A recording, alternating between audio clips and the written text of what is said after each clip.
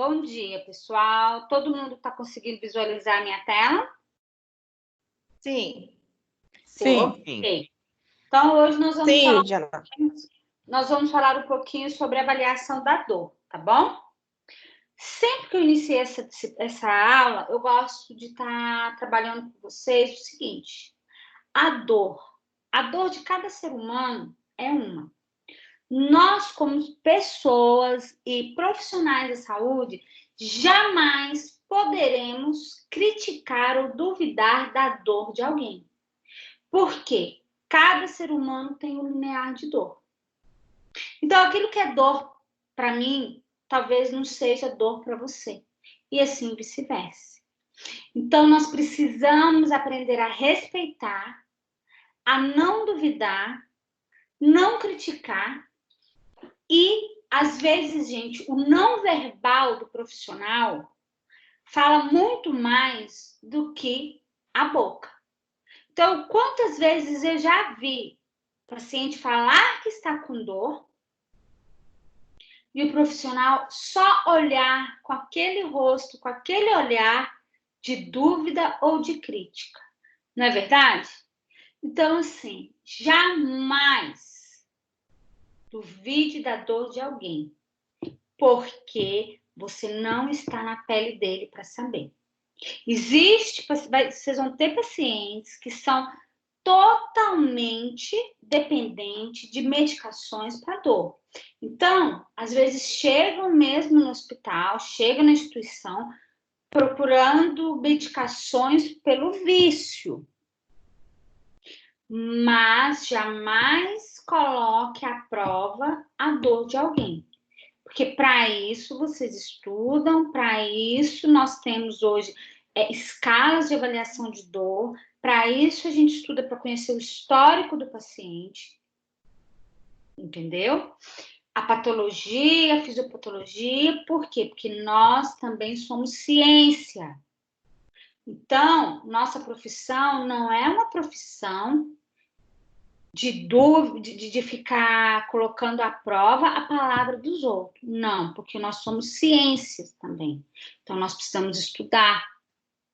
Nós precisamos ir em busca de quê? Do conhecimento e de trabalhar com as nossas escalas de dor, observar o não verbal do paciente, levantar um bom histórico, para depois colocar o quê?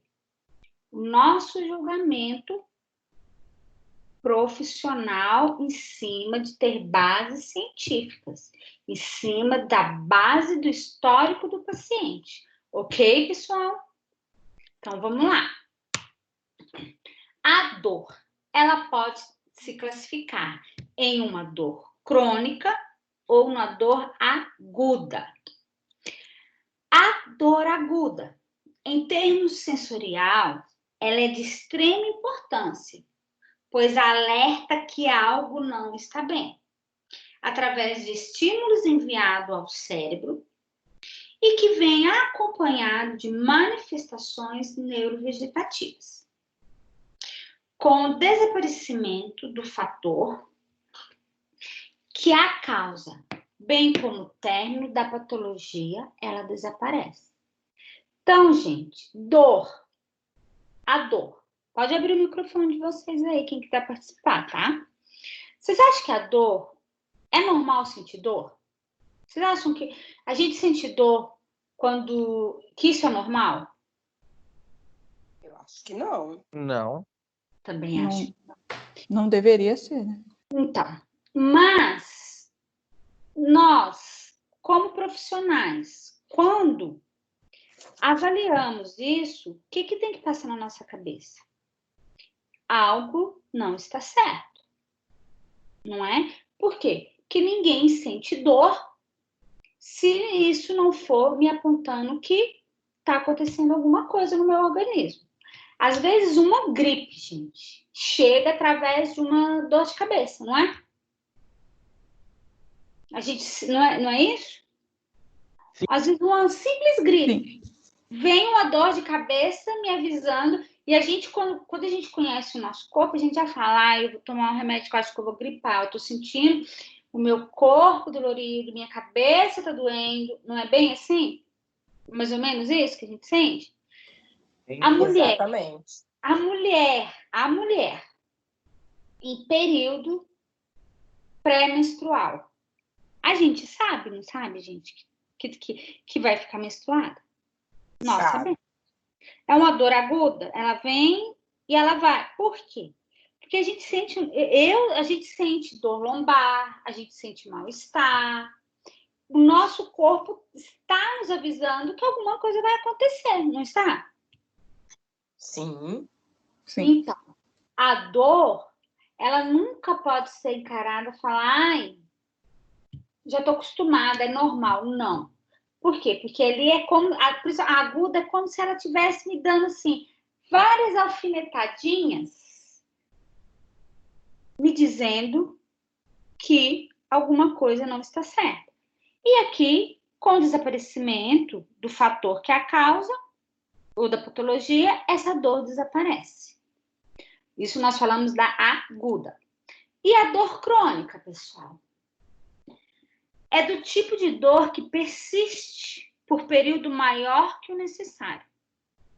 A cura da patologia de 4 a 6 semanas, ou associadas a afecções de origem crônica, câncer, artrite, que são, isso aqui é uma dor, artrite, gente, câncer, existe outras patologias também, são dores que não passam, não é? A gente sabe que o paciente que está em câncer terminal, nem morfina consegue tirar essa dor dele mais, né? Então, jamais duvide da dor de ninguém. E quando chega um paciente para vocês e falam que está com dor, qual é a primeira pergunta que a gente tem que saber? Há quanto tempo? Aonde dói? Aonde o senhor sente dor? Eu sinto dor em tal lugar. Tá. Quanto tempo essa dor está persistindo? Ó, de 4 a 6 semanas. Então, é uma dor que eu já vou começar. A pessoa está com um mês com essa dor que não passa, eu já posso considerar como uma dor crônica, não posso?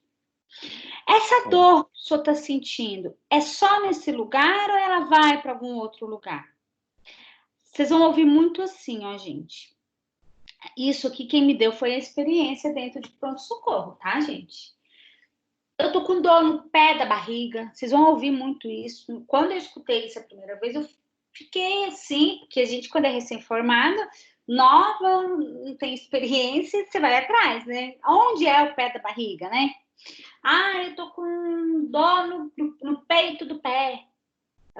A gente escuta muito esse tipo de termo popular que a gente acaba identificando e aprendendo o que as pessoas cadeira. Na onde? Nas cadeiras. Essa eu ainda não conheço, mas tudo bem. Mais uma. Minha mãe fala muito isso. É nas costas. Na região lombar? Isso. Na lombar. lombar. A minha mãe fala isso também, sobre a região lombar. Pois é. Então, assim, nós vamos ouvir muito isso. Mas, assim, eu dei um trabalho para vocês fazerem o histórico de um paciente. Eu dei ali, vocês vão ter a mente aberta e vocês vão fazer aquilo que vocês querem fazer. Vocês podem ver que na explicação do trabalho que eu dei para vocês lá, tem o histórico. Mas existem perguntas que são chaves, gente. São perguntas chaves. Onde dói? Há quanto tempo dói? Como que é essa dor? Vocês vão ouvir assim, é uma dor que queima, é uma dor que parece que eu estou levando um monte de facadas, é uma dor que não para, é uma dor que caminha, quando eles querem falar que a dor está irradiando, sabe? É uma dor que caminha, a dor começa aqui, quando eu vejo está doendo lá. Vocês vão ouvir muitas histórias desse tipo, mas a gente precisa ouvir, não é só escutar, a gente precisa ouvir. Por quê? Porque cada um tem uma maneira de expressar. E o que me interessa? Não me interessa o português do meu paciente. O que me interessa é a dor que ele está sentindo. Que precisa ser o quê? Tratada. Que precisa ser investigada. Então, há quanto tempo? Aonde dói? Como que é essa dor do senhor? Quando começou essa dor? O que o senhor estava fazendo quando essa dor começou? Então, assim, aí a gente começa a puxar a história desse paciente e junto com ela vem a história da dor desse paciente. Essa dor, ela não possui a função de alerta como a aguda. E as consequências são incômodas. Por quê? Porque a dor aguda ele já passou quando começou a sentir. Agora é uma dor que já está constante, gente, que já tem mais de mês. Então, assim, ela não vai passar. Ela não vai passar. Enquanto esse paciente não for curado, ou às vezes ele não é curado. Por quê? Porque às vezes ele está com alguma doença autoimune, que é o próprio organismo contra ele, né? Porque eu falo que quando a doença é autoimune, é quando os nossos anticorpos, o nosso corpo começa a reagir contra nós mesmos, né, gente? Ó, por isso devemos incluir uma avaliação como um todo do paciente. Quando eu falo que essa avaliação precisa ser como um todo, pessoal, é isso que eu estou falando para vocês. A gente precisa levantar um histórico inteiro desse paciente, ver se ele já toma alguma medicação, ver quanto tempo essa dor existe, conhecer a vida dele. Por quê? Porque faz parte. Porque faz parte. Então, jamais julgue a dor de alguém, tá? E investigue, porque existem perguntas que são chaves. São perguntas chaves que só vocês, com o preparo de vocês, vão conseguir fazer. E a gente tem que ouvir e ver o paciente. Quando vocês estiverem conversando e fazendo esse tipo de entrevista com o paciente, vocês olhem para a cara dele, olhem para o rosto dele, porque eu sempre falo isso e eu vou falar para vocês enquanto vocês tiverem contato comigo. Vocês podem estar formados, eu posso estar velhinha, vocês me gritando na rua, professora! E eu vou falar para vocês, não julgue e olhe nos olhos do seu paciente.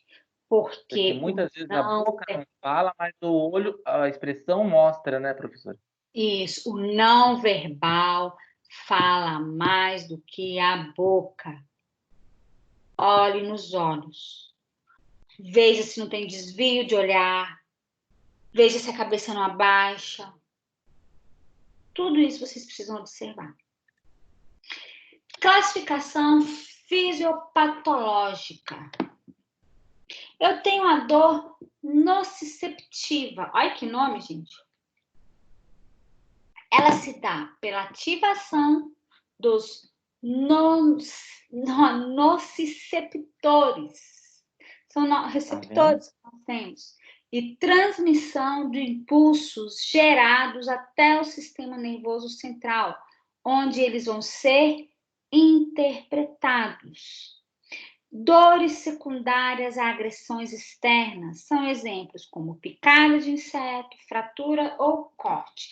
Queimadura, né, gente? Isso daí é o que faz o quê? Quando a gente coloca a mão... Vamos lá. Eu coloquei a mão numa chapa quente. No ferro, vai lá. Tô passando lá a roupa, tô fazendo alguma coisa no fogão. Queimou. Qual é a primeira coisa que a gente faz? É recolher a mão, não é? É recolher a mão. Eu tô aqui dando aula para vocês. Vem um pernilongo e pica, é de imediato a gente sente, não é, gente? Que aconteceu alguma coisa. Por quê? Porque foi mandado um aviso, não é verdade? Para o meu sistema nervoso central, me avisando que alguma coisa aconteceu. Então, assim, em qualquer lugar do meu corpo. Se eu tive um corte, a fratura dói. Alguém aqui já fraturou alguma coisa? Gente, alguém já fraturou osso? Eu não, mas minhas crianças já. Dedo normal aqui em casa. Então, pessoal, Eu sou uma pessoa Verdade. que, assim, eu sou uma moleca.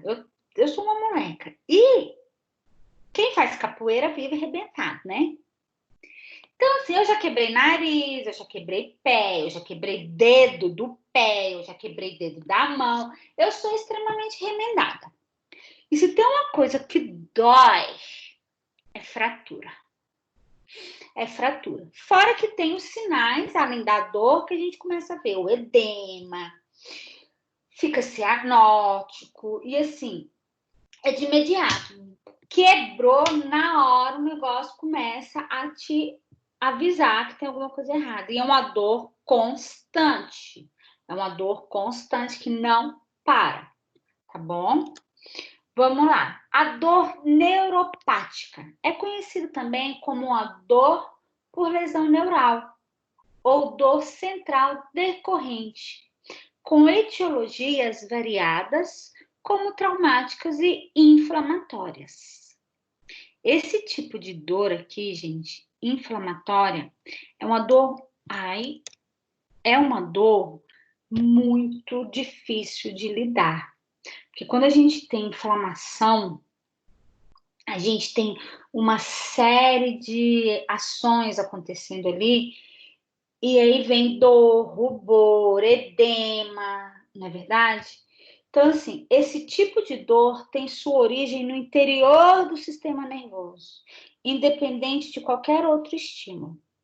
As alterações na sinapse tornam as células hipersensíveis à dor constantes, até mesmo com formigamento, no qual se queixam os pacientes. Então, assim, gente, é uma dor muito difícil de lidar, entendeu?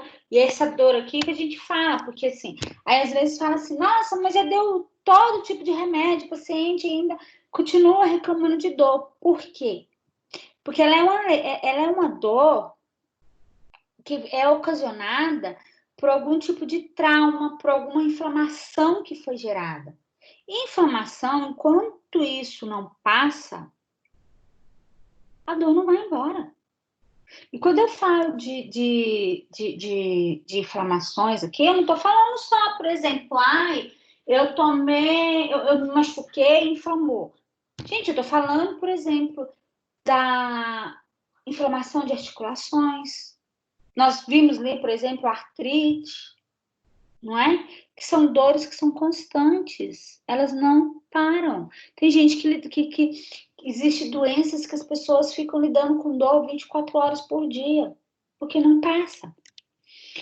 Ó, a dor neuropática. Esse tipo de dor apresenta com pelo menos um dos seguintes elementos: a dor que é constante, que não para, presente quase 100% dos casos. Sensação de formigamento, de queimação, uma dor jamais sentida antes. Lembra que eu falei para vocês lá no início que eu preciso perguntar para esse paciente como que é essa dor do senhor?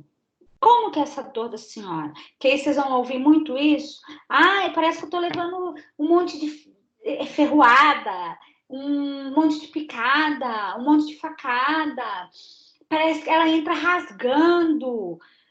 Tá queimando, isso é muito importante eu saber, para ele me dizer como que é essa dor, para eu poder classificar ela. Porque ela pode ser, então ela é uma dor constante, é uma dor que o paciente está vivendo 24 horas com ela. A dor intermitente, decorrente da ativação de vias nociceptivas. Dor evocada, relacionada aos estímulos sinápticos. Ela vai, ela vem, entendeu? Então, assim, ela não fica a todo momento. E eu tenho a dor mista, que é decorrente dos dois mecanismos anteriores. Tem dia que ela está constante, tem dia que ela vai embora, tem dia que ela vem. Então, vocês vão ouvir isso. Tem dia que não para, tem dia que eu fico 24 horas sentindo essa dor. Aí eu tomo um remédio, aí dá uma melhorada, eu passo o dia bem, mas na hora que eu vou dormir, começa de novo. Ou na hora que eu acordo, eu durmo bem. Quando eu deito, melhoro. Vocês já viram isso? Quando eu deito, eu fico em tal posição, melhora. Mas a hora que eu acordo, já começa novamente. Eu durmo e acordo com dor. Vocês entendem isso, gente? Isso daqui é muito importante na hora de montar o histórico do paciente, tá? Para vocês descobrirem, essa dor é constante? Ela é intermitente? Ela vai? Ela volta? Quando ela vai embora, quanto tempo a senhora fica sem dor? Ah, no máximo umas 2 horas. Ah, é a conta do remédio fazer efeito. Acabar o efeito, entendeu? E eu tenho dor psicogênica, ocasionadas por mecanismos psíquicos, onde a dor tende a ser difusa e generalizada, sem precisão. Já viu aquela história? Onde dói? Ai, dói tudo. A pessoa não sabe te dizer onde está doendo. Ela muda de localização sem qualquer razão aparente. Possui intensidade variável e é agravada pelas condições do paciente. Pode ser expressa como insuportável. Muitas vezes é expressa de maneira dramática, gente. A gente está falando da psicogênica, tá bom? Então, vocês vão ainda conhecer, vão ver isso. Tem pessoas que chegam com uma dor que, assim, eles fazem... quando fala que às vezes ela pode ser dramática, não é que a gente está julgando, pessoal. Mas pessoas com problemas de depressão e ansiedade, elas necessitam muitas vezes da atenção de quem está do lado. Vocês entendem o que eu estou dizendo? Então, por exemplo, Super. tem pessoas que necessitam receber atenção. E, às vezes, está tudo bem em casa. E aí, a procura de algo para chamar a atenção. Quem já viveu isso dentro da família? Eu já. Eu vivo isso dentro da minha família. Assim, é que eu não moro mais lá em Minas. Mas, por exemplo, eu tenho uma irmã que foi diagnosticada com depressão. A minha irmã toma 500 mil remédios para depressão. Ok? 500 mil remédios. A minha outra irmã me ligou na segunda-feira, à noite, falando que essa minha irmã, porque elas moram próximas lá, que essa minha outra irmã tinha tido estava super bem, mas aí parece que teve uma pequena discussão com o filho dela.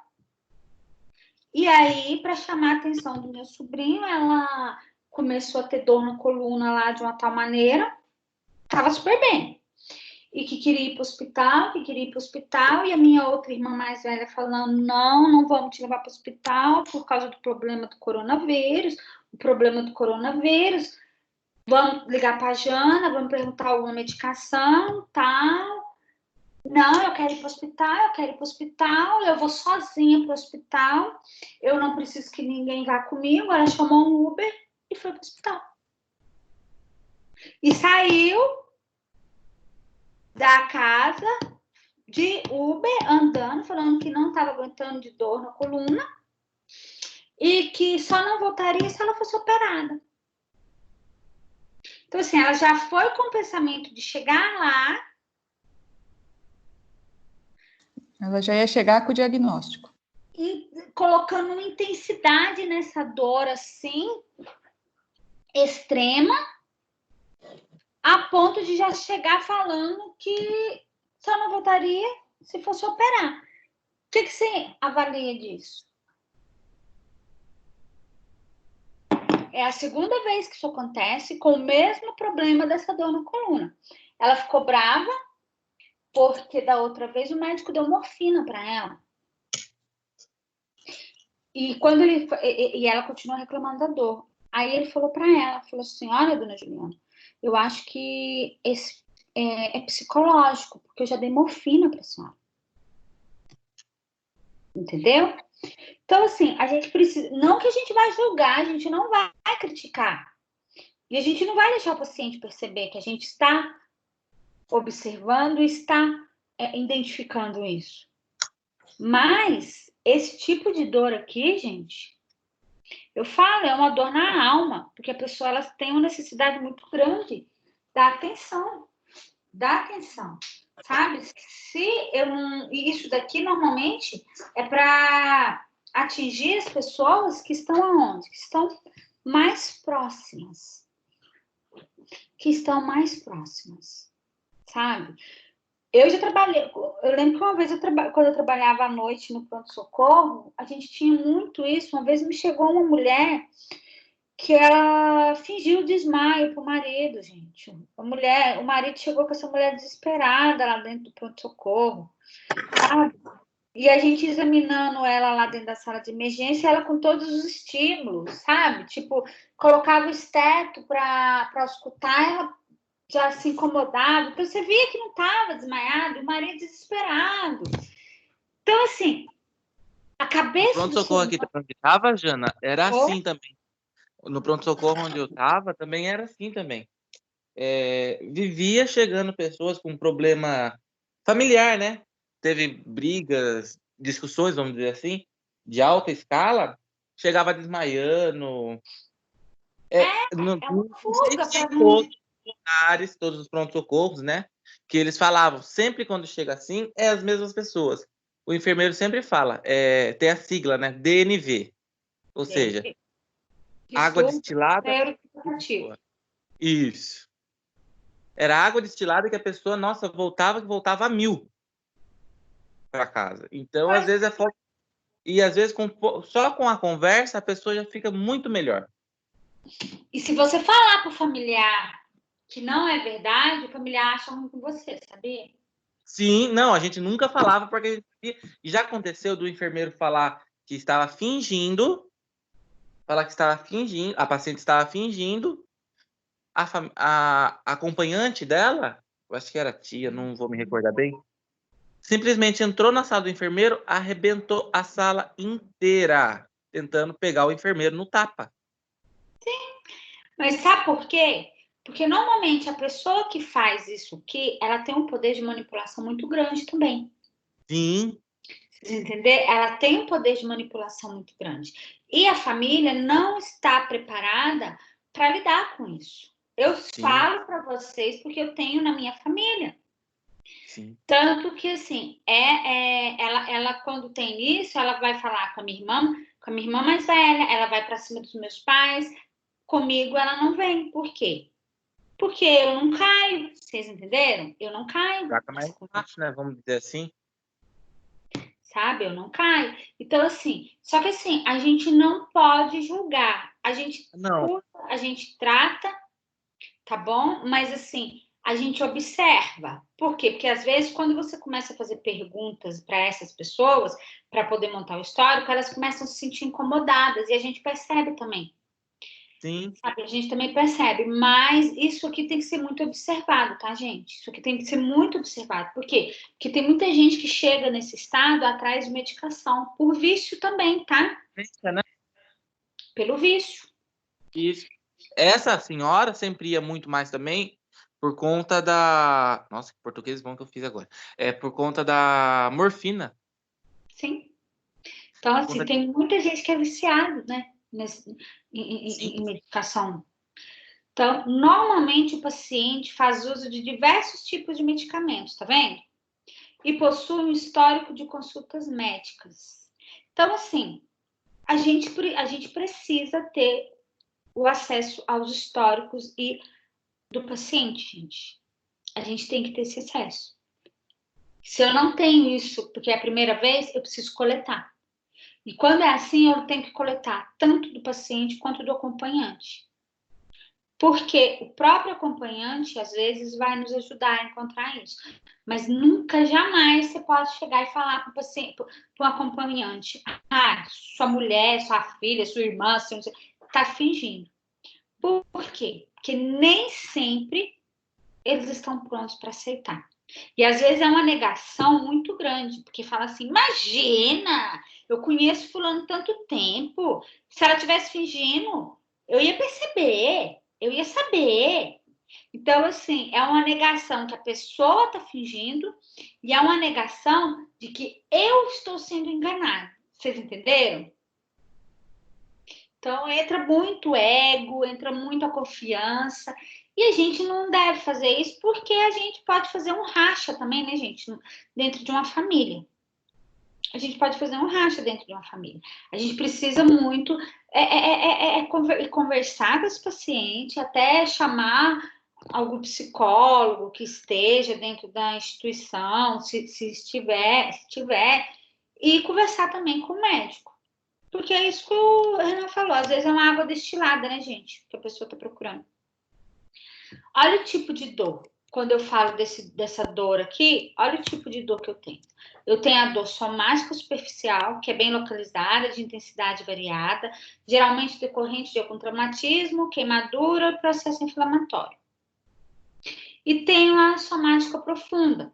Tem como principal causa o estiramento, contração muscular, né, pessoal? Cãibra. Já viram? Gente, eu nunca tive cãibra, mas dizem que cãibra é um negócio que não tem como explicar, né? Que dói muito. Eu nunca tive isso. Em compensação, já me quebrei muito. É horrível a cãibra, principalmente quando você vê ela se mexendo. Eu nunca tive. Eu tive dentro da água uma vez.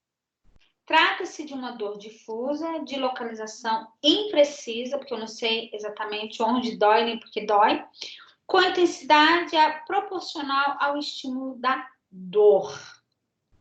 Ok? Então, eu tenho a somática profunda e a somática superficial. Dor visceral. Dor profunda, difusa, de difícil localização, que acaba comprometendo algumas vísceras.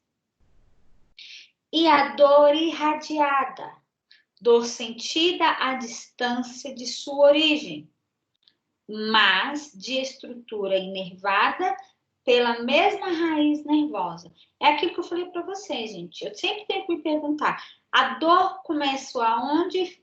Só tá doendo aqui? Tá doendo em algum outro lugar? E o paciente às vezes fala que começou a doer aqui, mas o negócio foi aumentando, que agora dói tudo. É bem assim que a gente escuta, tá, gente? E a gente tem que saber interpretar isso. Gente, ok? Até aqui? Tá tranquilo? Eu tô indo devagar. Não, tá indo bem. É uma matéria tranquila. Mas eu sempre falo, a dor, ela é o quinto sinal vital, né, gente? Eu até coloquei um artigo para vocês lá, depois vocês dão uma olhada, se vocês quiserem. A dor, ela é eu falo que é um sinal vital. É um quinto sinal vital. Por quê? Porque eu tenho temperatura, eu tenho pressão, eu tenho isso, aquilo, tenho pulso, mas a dor, ela é um quinto sinal vital, porque quando você tem essa dor, pressão altera, pulso altera. É ou não é verdade? Tudo altera. Características da dor. A caracterização da dor deve ser sistematicamente avaliada, levando-se em consideração a sua característica semiológica. Então, gente, quando eu falo de sistematicamente, eu já estou falando de sistematização aqui para vocês. Ó. Eu estou falando de uma organização. Por quê? Porque quando eu falo que eu vou avaliar essa dor, eu tenho que sistematizar o meu atendimento. Eu tenho que fazer as perguntas certas. Eu tenho que fazer uma inspeção correta, até a hora de eu chegar a fazer uma palpação, para ver. Então, assim, é sistematizado, sim. Eu não posso avaliar uma dor sem ter entrevistado meu paciente, sem ter feito as perguntas certas, sem ter feito um exame físico, sem colocar uma escala de dor aqui, tá bom? Então, a localização é a região da dor. O correto é solicitar que o paciente aponte com o dedo a região da dor. A partir daí, o profissional localiza a área e descreve de maneira correta. Lembra que eu falei para vocês lá no início que às vezes vocês vão perguntar onde dói? Que eles vão falar para você, dói no pé da barriga, dói aqui, ou mostra com a mão.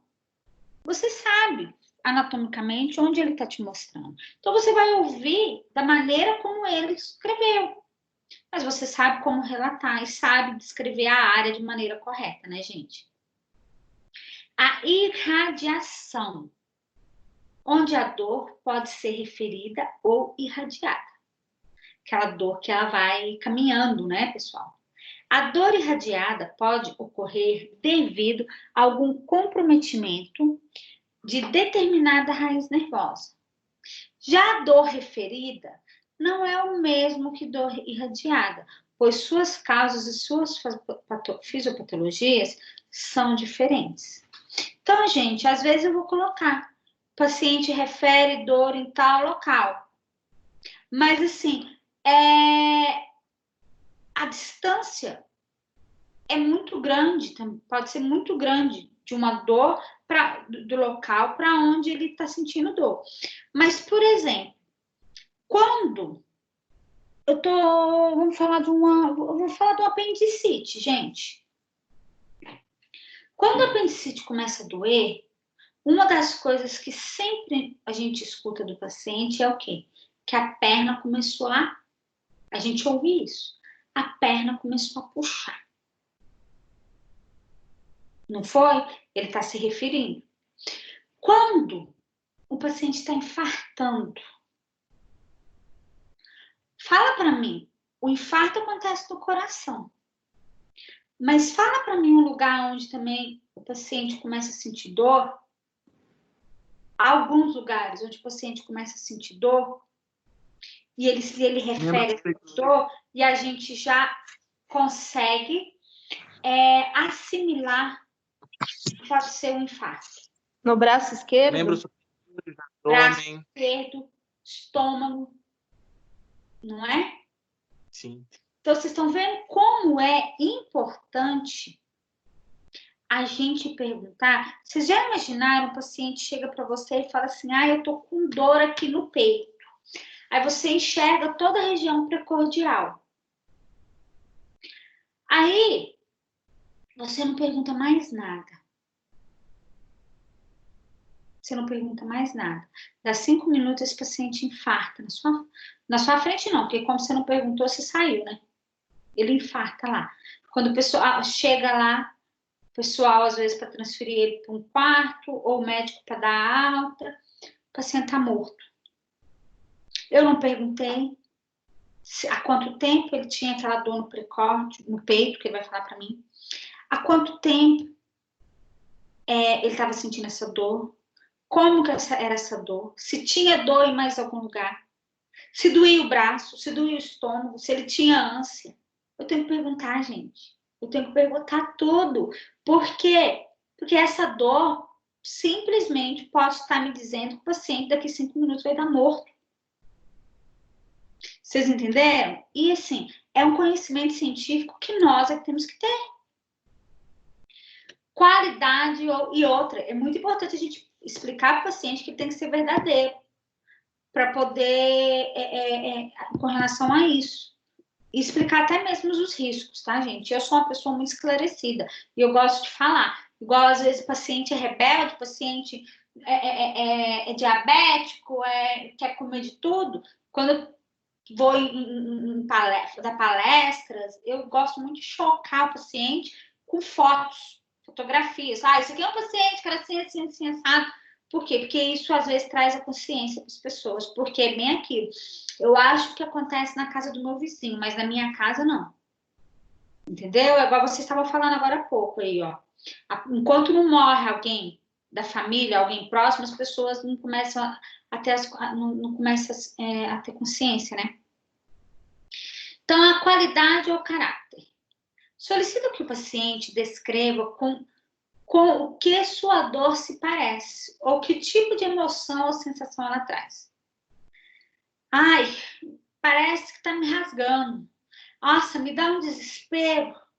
Nossa, eu tenho a sensação que eu vou morrer. Tá vendo como são palavras que encaixam aqui exatamente? A emoção, ela pode ser o quê? A tristeza, o desespero. Qual a sensação? A sensação é de morte, né, gente? Tem gente que fala para vocês que a sensação é que eu vou morrer. Por quê? Porque vem falta de ar junto, muitas vezes, com a dor, né? Na maioria das vezes, o paciente sente dificuldade de qualificar a sua dor. Por isso, o primeiro passo é definir se a dor é evocada, ou seja, se tem algo provocando essa dor. Ou se ela é espontânea. Pode ser constante ou intermitente. Ela pode ficar ali ou pode ir e voltar. A qualidade da dor ajuda a definir o processo patológico subjacente. Por exemplo, quando eu faço todos esses questionamentos, igual nós estamos aqui dando exemplo do infarto, não é verdade? Quando eu faço todos esses questionamentos, eu acabo o quê? Vendo a qualidade de dor e acabo definindo realmente um processo patológico que pode estar ocasionando essa dor. Porque ela é um sinal. Só que se eu não fizer as perguntas corretas, jamais eu vou conseguir ver isso daqui, ó, esse processo. A intensidade, um dos itens mais relevantes, principalmente para o paciente. A intensidade da dor pode determinar o esquema terapêutico que será instituído ou modificado. Quando eu falo de modificado, vocês vão ver quando nós estivermos fazendo a sistematização da assistência de enfermagem. Por quê? Porque nós vamos passar por todos os processos, fazer o diagnóstico, nós vamos levantar os problemas, não é verdade? Vamos fazer todo um planejamento para realizar o quê? A prescrição de enfermagem. E quando a gente faz a avaliação diária, a gente vai ver se esse paciente está melhorando ou não está melhorando. Se ele não estiver melhorando, eu vou ter que fazer o quê? Eu vou ter que mudar meu plano de cuidado. Eu vou modificar esse plano de cuidado. Por isso que é tão importante o histórico e o exame físico, gente. Porque quando eu faço meu plano de cuidado, eu faço o plano de cuidado em cima disso. Do histórico e do exame físico. Se eu vejo que aquele plano de cuidado não está dando resultado, eu tenho que modificar ele. Às vezes eu tenho que voltar e realizar novamente o meu exame físico, fazer perguntas que talvez naquele momento eu não perguntei. E vou ter que modificar o meu plano de cuidado para que a minha avaliação diária ela melhore. Porque às vezes eu estou fazendo avaliação todo dia, mas, poxa, o paciente não melhora. Ele não melhora, então quer dizer que o meu plano de cuidado tem alguma coisa errada, certo? Tranquilo até aqui, gente? Então, quando a gente fala de modificar, não é que a gente fracassou, tá? É que a gente também tem que ter a consciência de que nós temos que voltar, retroceder e ver o que nós deixamos para trás. A duração dessa dor. Determinar a data do início da dor é muito importante. Quando a senhora ou o senhor começou a sentir essa dor? Diante disso, ela pode ser classificada como uma dor aguda, que vem ser inferior aos 3 meses. A 1 mês, né, gente? E desaparece a cura após a cura. E a dor crônica, que ela persiste por mais de 3 meses. Evolução. Revela toda a trajetória da dor. Inicia-se investigação pela maneira com que ela se instalou. É importante também definir a atuação do fator que causou o início dessa dor. Então, gente, a evolução é quando eu quero saber a trajetória, eu quero saber quando que começou e se quando ela começou forte ou se isso foi aumentando. Entendeu? Por quê? Para poder tentar descobrir. Nossa, mas era uma pequena dor e com o tempo essa dor foi aumentando e agora ela é constante. Relação com as funções orgânicas. Essas relações da dor com as funções orgânicas é avaliada considerando-se a localização da dor e órgãos que se localizam na mesma região. Portanto, a dor pode ser exacerbada pela solicitação funcional da estrutura pela qual ela se origina. Então, gente, quando eu vou saber onde que essa dor está acontecendo, eu vou pedir para o paciente me mostrar com a mão, ele pode fazer o quê? Ele vai me localizar alguns órgãos. Então, se ele me mostra aqui na região da vesícula biliar, eu já lembro do quê? Vou lembrar lá o sinal de Murphy. Janaína ensinou lá no exame físico lá do abdômen, ó. Vamos fazer o sinal de Murphy? Vou palpar. Colicistite, não é? O paciente está me mostrando a dor aqui na região inguinal. Que lado? Lado direito. O que eu posso suspeitar ali? Vamos palpar. Pode ser um apêndice. Não é? Tá me mostrando a dor ali na região do pâncreas, do estômago. Então, assim, eu tenho que saber a localização dos órgãos. Quando eu falo para vocês que a gente tem que aprender a localização dos órgãos, é porque, assim, ainda existe pessoas que estão fazendo enfermagem que se eu perguntar onde está o fígado, não sabe me dizer. Para pensar de qual lado tá. Entendeu? Então, assim, isso não é certo. Porque se você vai cuidar da vida de um ser humano, a primeira coisa que você tem que conhecer é o corpo do ser humano. Então, ter bastante observação aonde o paciente está te pontuando, que é a dor dele. Porque essa dor pode ser o quê? Está sendo originada de algum órgão. E quando está sendo originado de algum órgão, é muito preocupante, tá, pessoal? Fatores desencadeantes ou agravantes são aqueles que desencadeiam a dor ou que agravam. Esse fator é importante, pois além de ajudar a esclarecer as enfermidades, o afastamento de tais fatores constitui parte importante a ser instituída. Ou seja, pode ser nesse caso, algum fator que está levando a essa dor. Então, no histórico, ou algum fator que desencadeia essa dor, gente. O ambiente acaba sendo também um fator. Então, por exemplo, chega uma pessoa para mim e fala assim, eu tenho dor de cabeça todo dia. Onde o senhor trabalha? Eu trabalho numa fábrica que produz isso. Como que é o barulho? O barulho é constante, o dia inteiro aquele barulho na minha cabeça. Gente, falei com sotaque mineiro agora, né? Que Jesus! É o dia inteirinho com aquele barulho na minha cabeça. Só uso tampão de ouvido? Não uso não. Alguma coisa vai melhorar nessa situação? Não. Então, a gente tem que saber bem para poder ver o que está ocasionando a dor. Porque talvez não é nem medicação, é eliminação daquilo que desencadeia, tá bom? Ou que agrava. Porque quando eu falo de agravar, pode ser uma dor constante que eu consigo amenizar, não é? Ou tirando essa pessoa, né, daquilo que faz com que essa dor ela aumente. Fatores atenuantes são aqueles que aliviam a dor. Alguns fatores são orgânicos e outros podem ser atitudes que resguardam órgãos em que se originam. Como que, por exemplo, eu tenho uma dor de estômago todos os dias. Como que é a sua alimentação? Minha alimentação, assim, minha dieta é gordurosa, a minha dieta é super picante.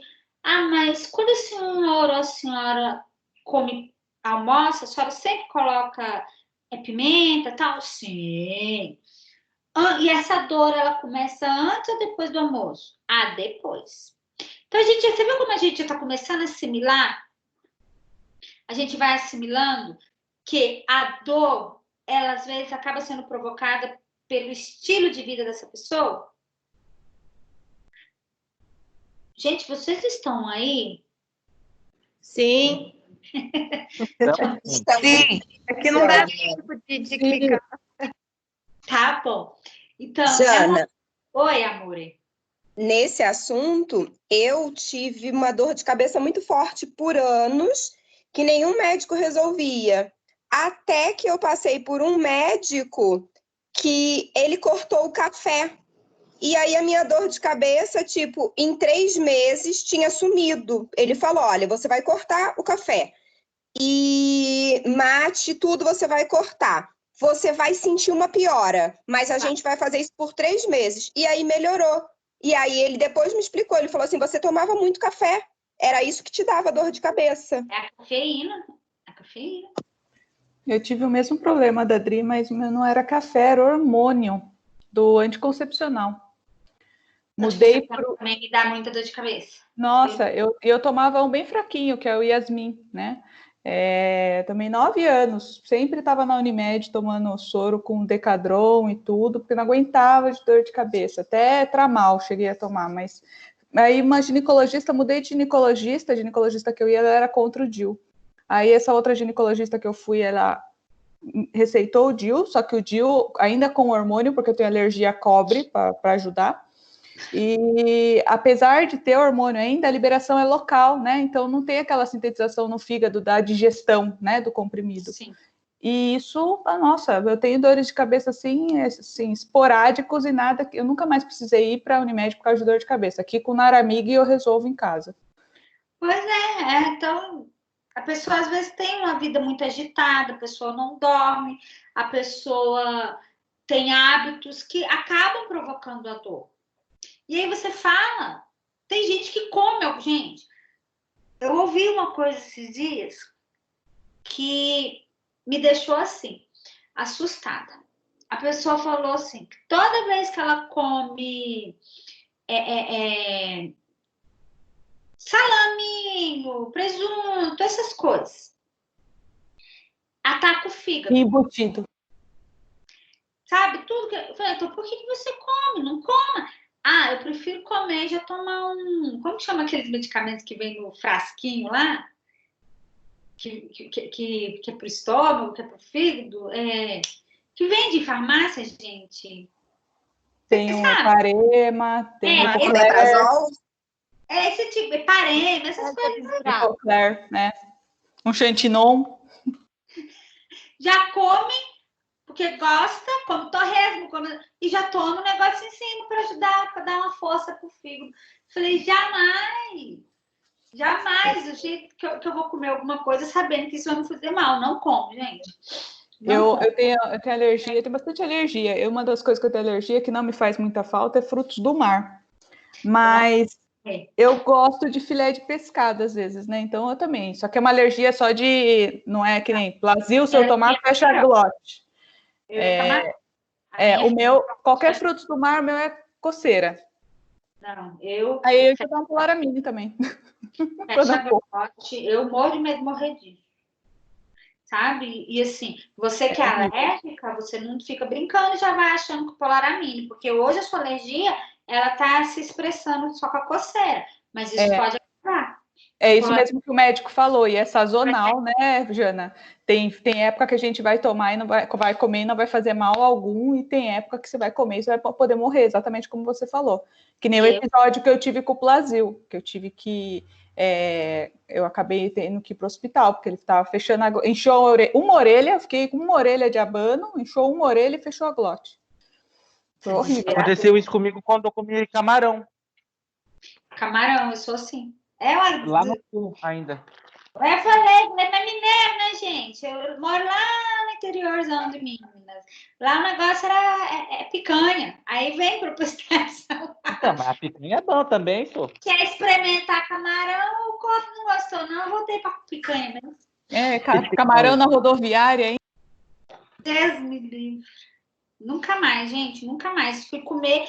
Detalhe, eu fui experimentar camarão numa viagem que eu fiz pro Nordeste e passei mal lá. Né? Ah, mas lá, quando eu vou para Minas, o que meus parentes lá falam que é bom é comer o piqui, que o piqui tira tudo quanto é alergia. Então lá eu me entupo de piqui para me comer as outras porcarias, né? Ah, meu Deus do céu, piqui, gente. Vamos Ai, lá. eu amo piqui, que saudade. Eu não Ai, gosto adoro. do cheiro. Eu não gosto do cheiro. Aí eu não consigo Ai, comer. eu amo piqui. Ai, o cheiro Frango que é com piqui, gostoso. que delícia. Eu não Frango, gosto. não, tudo. Não gosto. Tem duas coisas que quando eu morei no Goiás, eu não acostumei a comer. A tal da dobradinha. Adoro. Ah, isso eu também não. Não como dobradinha por causa do cheiro. Porque Eu também. E o piqui. A gente é tudo cachorro, né? Se o cheiro não for bom, a gente não come. Cheira a comida. O cheiro é tudo, sabia? Cheiro é tudo. Cheiro é tudo. Quem acha? Abre o apetite e também acaba com ele. Sim, gente, o cheiro é tudo. Nossa Senhora. Vamos lá. As escalas de dor que possuem expressões verbais, ausência de dor, dor leve, dor moderada, dor intensa e a dor insuportável, são simples, práticas e amplamente utilizadas, porém, ainda são muito subjetivas, o que compromete o instrumento da avaliação. Por que ainda que a gente fala isso? Porque muitas vezes a interpretação do paciente não é clara e nós também, profissionais da saúde, acabamos entrando na parte do julgamento, gente, e não dando o tanto valor, né, na queixa do paciente. Olha aqui para vocês verem. Aqui eu coloquei um exemplozinho, 2 exemplos de escala de dor. Então, ó, são iguais. Quando eu falo 0, é sem dor. De 1 a 3, eu considero como uma dor leve. E de 4 a 6, como uma dor moderada. De 7 a 10, uma dor intensa. Então, aqui é muito subjetivo, por quê? Porque é aquilo que eu falei para vocês, a dor de cada um é uma. Então, às vezes, a dor desse paciente poderia ser considerada como leve, pela patologia, pelo que ele está sentindo, tipo, tive um corte, foi muito profundo, a gente vai já considerar uma dor, já vai estar levando em considerações a dor moderada, a dor intensa. Mas, às vezes, alguma coisa que seria uma dor bem leve, sabe? Uma dor leve, mas para aquela pessoa está doendo muito. Então, ele já joga aqui para intensa. Então, aqui, às vezes, a pessoa chega aqui com uma dor pedindo o quê? Morfina, gente. Pedindo uma morfina. Mas nada que um medicamento mais leve talvez não poderia ajudar. Então, assim, por isso que fala que é subjetivo, porque varia muito de como essa pessoa interpreta essa dor. Às vezes você vai perguntar, de 0 a 10, quanto que é a dor? É 11, é 12. Você escuta muito isso. Entendeu? Então, assim, a gente tem que deixar bem claro e até mostrar. O da carinha é muito bom, porque a gente mostra para as crianças, entendeu? Olha aqui, qual que é você aqui nessa dor? A gente mostra para as crianças. Então, ela acaba sendo um pouco lúdico também, né? Então, a gente tem que estar muito atento nisso. Tá bom, gente? Dúvidas, meus queridos? Jana, essa escala de dor é a percepção da pessoa, né? Não que a gente... Da pessoa, não da gente. Nós usamos ela, no caso, para quê? Para o paciente conseguir nos mostrar como que é essa dor dele, a intensidade dessa dor. Por quê? Principalmente, igual eu falei, ó, essas carinhas aqui que a gente pode estar trabalhando com criança.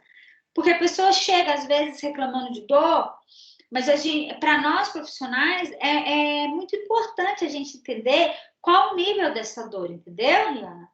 Porque isso ajuda muito no tratamento. Porque aí a gente vai perguntar o nível da dor, aonde ela se localiza, se ela se irradia, quanto tempo ele está sentindo essa dor, para poder entrar em todo aquele processo de estar tentando avaliar o local, a intensidade e o que está levando o paciente a essa dor. Se está atingindo algum órgão, se está irradiando para algum outro lugar. Entende? Entendi. Mais alguma dúvida, pessoal? Não. Não.